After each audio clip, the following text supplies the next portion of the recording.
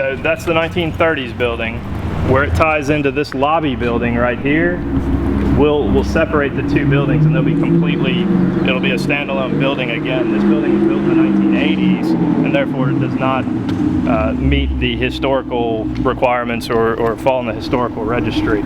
So we'll remove that. Our new building will actually be positioned where this tower is, and we'll go down Broadway, and then there'll be a glass connector, a two-story bridge connector that connects the historic building to the new building. Sure. The demolition process began approximately 4 weeks ago with a local demolition crew, W.T. Miller.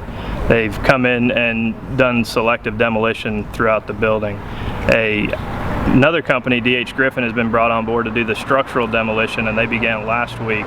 They'll be doing the demolition over the course of the next 3 months, and what you'll see is progressively from the south side of the facility to the north side, each of the buildings systematically coming down to the ground, leaving their slabs in place, so we can eventually bring this tower down in about 2.5 to 3 months. After that is complete, we'll then begin the renovation of the 1930s and 1950s building, and at the same time begin new construction of the 60,000 square foot new facility for the College of Education, where the tower sits currently.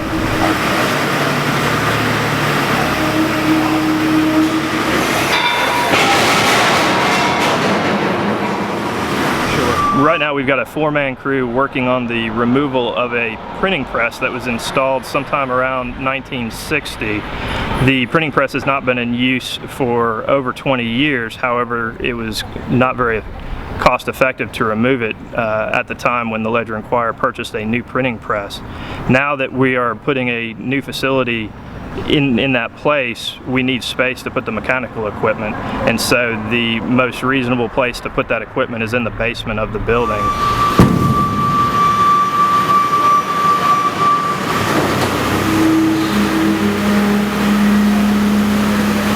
The new building will bring about 1,800 new students, faculty, and staff to River Park campus and to the Uptown area.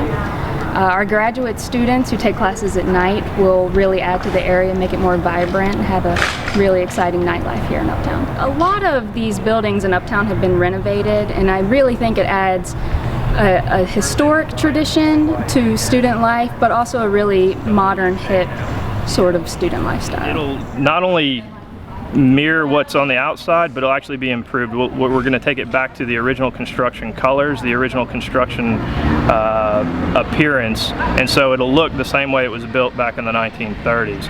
On the interior, however, we are removing, we're gutting the building down to its structure, down to the subfloor and down to the columns, and building back a new state-of-the-art facility specifically designed to accommodate the new college that's moving in. There's also some pretty neat artifacts, the amount of archives that we've seen and removed for the Ledger building, the light fixtures and the historical architectural features that we're salvaging to be reused that date back to the 1930s, and some even before then. There's some stone corbels in this building that had to have been constructed in the 1800s that we're going to remove and reinstall, and so there's some neat components of doing a historical renovation like this.